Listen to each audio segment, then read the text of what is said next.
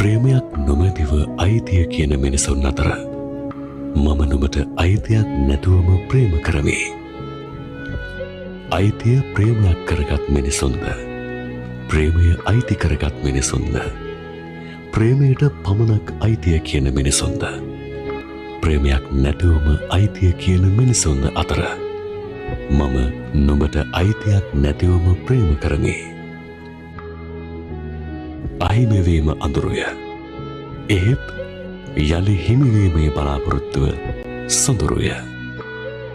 එබැවින් හමුවීම හිමිවීම නොවූ ලෝකයක හිමි නොවන්නට හෝ ඔබ හමු ජීවිතයට ආදරය කරමි.